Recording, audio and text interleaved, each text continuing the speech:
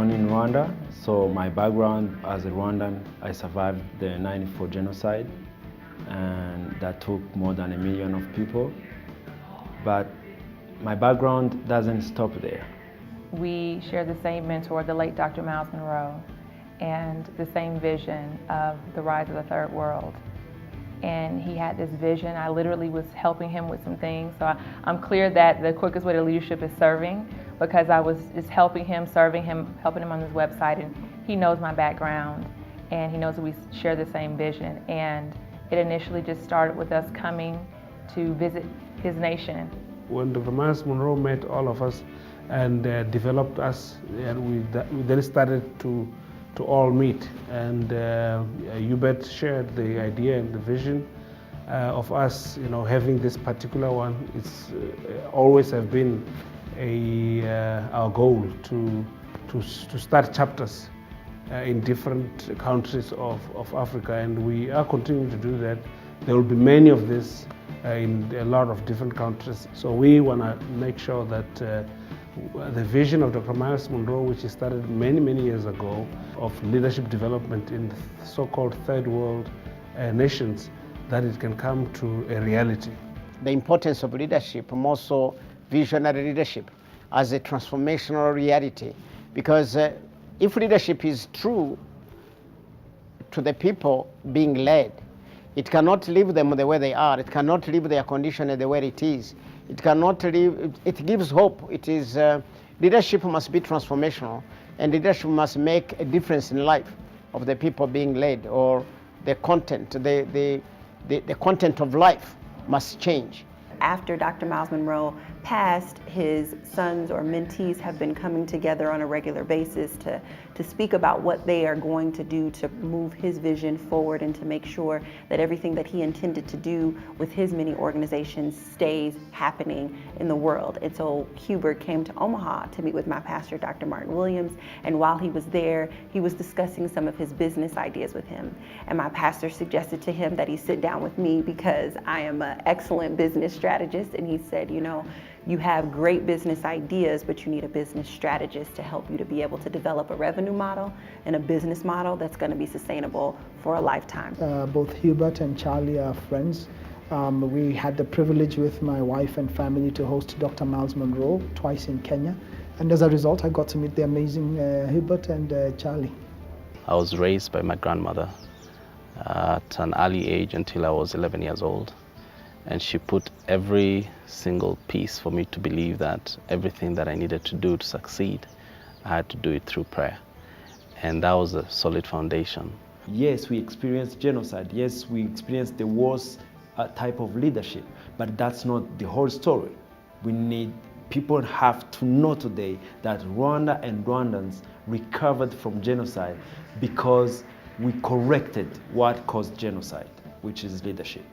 You see, I see potential hovering in the air. I see possibility walking on the ground. I see the power of transformation smiling down at us. I smell a future that is now. I hear the laughter of change echo across mountains, and I hold in my hands a beating heart of life.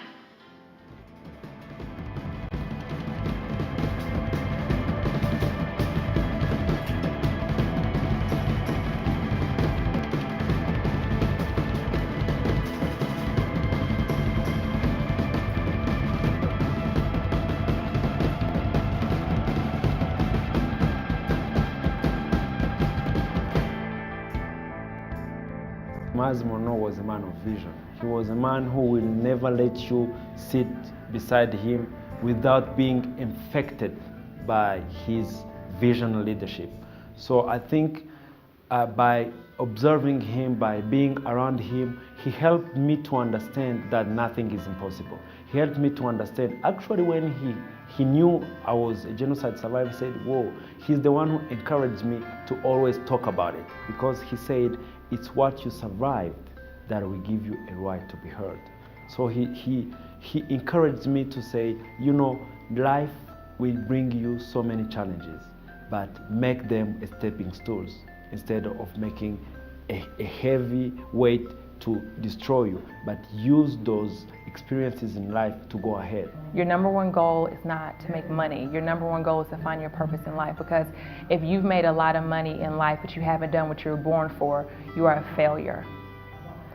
So you want to be sure to seek your creator, your manufacturer, find out why you are here.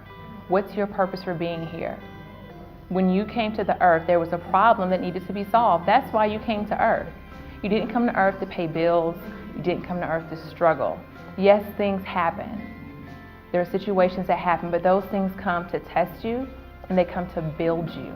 Growing up as a young man, I had quite a number of challenges, but I do believe those challenges were there so that the future, my future, will to make sense and for me to be able to connect with my destiny.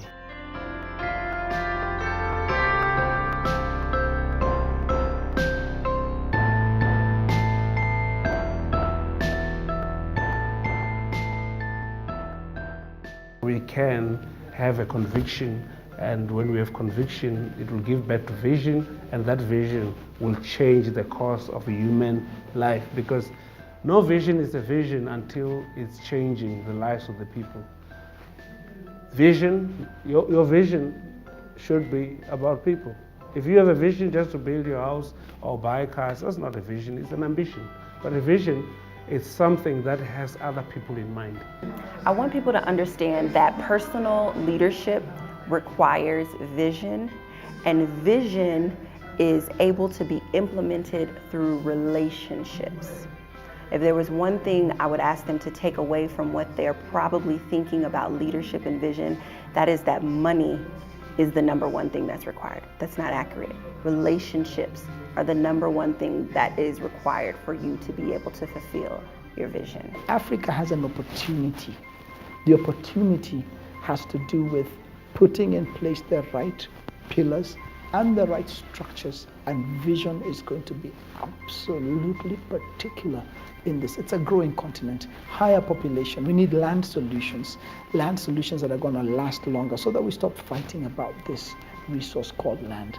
We have to think through these things and position people in power that are not just coming because of popularity, but are there because of vision. Very important. I want people to stop living by sight, but to start living by vision. I want people to start seeing all around them not problems, but solutions to those problems, because that's what leadership is all about. Leadership is about seeing a problem, seeing a challenge other people are facing, and come up with a solution. So I would encourage you to first and foremost find your purpose, discover your purpose and your potential, and document your vision. Write it down. That's the biggest, most important thing you can do, is write it down. The International Third World Leaders Association, founded by Dr. Miles Monroe, and who have taught us that we can have a conviction, and when we have conviction, it will give birth to vision, and that vision will change the course of a human life, because no vision is a vision until it's changing the lives of the people.